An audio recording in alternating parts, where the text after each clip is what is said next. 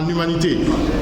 Le collectif des traditionalistes et pratiquants du culte des ancêtres a tenu à rencontrer la presse pour informer l'opinion sur les dérives de notre justice face aux tensions religieuses, les appels au meurtre, le danger que court notre pays face à l'intolérance religieuse et la situation des incarcérés.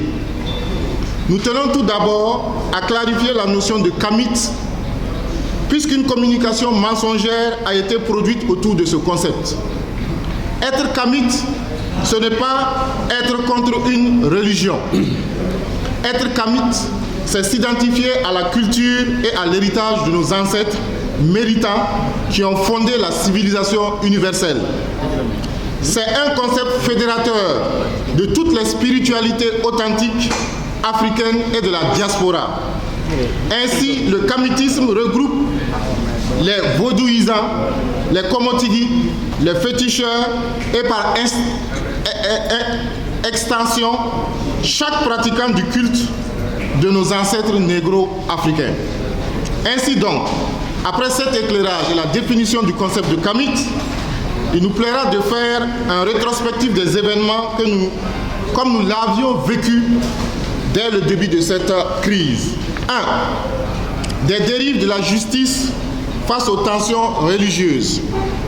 Depuis l'arrestation de Doumbi Fakoli et des 5 jeunes co-accusés pour association de malfaiteurs, la communauté kamite du Mali s'en est remise à la justice malienne afin qu'elle tire au clair cette affaire rocambolesque.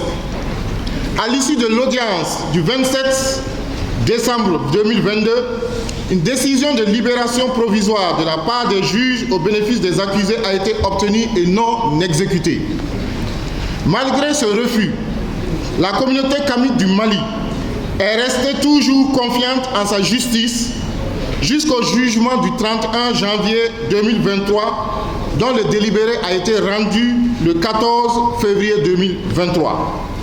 Ainsi, au terme d'un procès fleuve et plein d'enseignements, Doumbi Fakoli a écopé de 12 mois de prison, dont 8 avec sursis et 4 fermes, et les 5 co-accusés ont été simplement acquittés. La sortie du Doumbi qui était prévue pour le 3 mars 2023 et celle des co-accusés qui devraient être libérés bien avant fut renvoyée au calendrier grec. Dans cette affaire, certaines autorités maliennes, notamment le procureur de la commune 4, est coupable d'abus de pouvoir. En effet, El Béchi, dans une de ses vidéos, a affirmé que le procureur aurait dit qu'il n'aiderait pas un mécréant au détriment d'un abrahamiste, remettant en cause son impartialité et son professionnalisme. À la suite de cette sortie médiatique, le procureur a aussi donné sa part de vérité sur les réseaux sociaux où il n'a pas infirmé les propos qui lui ont été attribués. Bien au contraire, il affirme avoir réglé une affaire entre coreligionnaires et comme par hasard, celle des Kamites a été judiciarisée par leur manque d'organisation, pour cause de manque d'organisation des Kamites. Il va plus loin en affirmant que le jeune qui a piétiné le Coran a fui vers Diamou, un cercle dans la région de Kaye. Nous nous posons donc les questions suivantes. Pourquoi les poursuites ne sont pas menées contre le jeune qui a piétiné le Coran? Serait-il au fond abrahamiste en mission, un abrahamiste en mission? Le droit est-il dit au nom d'une communauté ou au nom du peuple malien qui est composé de citoyens de différentes professions? Ces faits illustrent le dysfonctionnement de la justice au Mali, qui est soumise aux pressions politiques et religieuses et qui ne garantissent pas l'égalité des citoyens devant la loi. Des appels au meurtre. Plusieurs appels au meurtre des Camus continuent de circuler sur les réseaux sociaux sans que les auteurs ne soient inquiétés. Rappelons que le Mali, berceau de plusieurs empires, est connu pour sa tradition de tolérance et de coexistence entre les différentes communautés ethniques et religieuses qui composent sa population.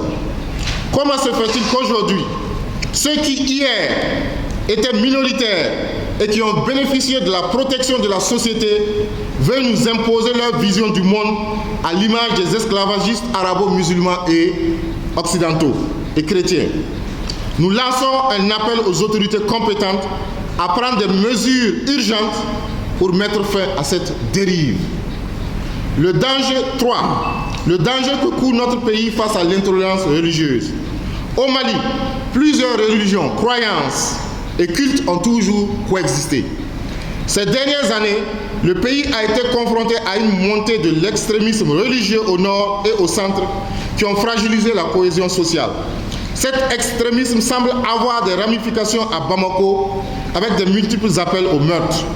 Les dérapages entre coreligionnaires sont malheureusement aussi fréquents sur les réseaux sociaux devant un État impuissant. Il urge pour le peuple malien de se tourner résolument vers l'avenir en tournant le dos à l'obscurantisme et à la défense des intérêts étrangers. De la situation des incarcérés.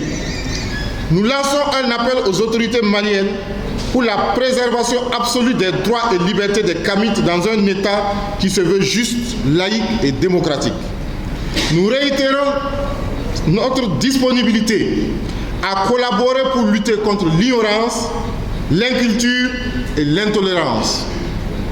Nous, traditionalistes, sommes disposés à apporter notre soutien à la libération du Mali et à contribuer à l'émergence d'un Mali Koura authentique qui sera envié par le monde entier. Que les ancêtres nous inspirent la pensée juste, l'acte juste et la parole juste. Amon, Amon, Amon.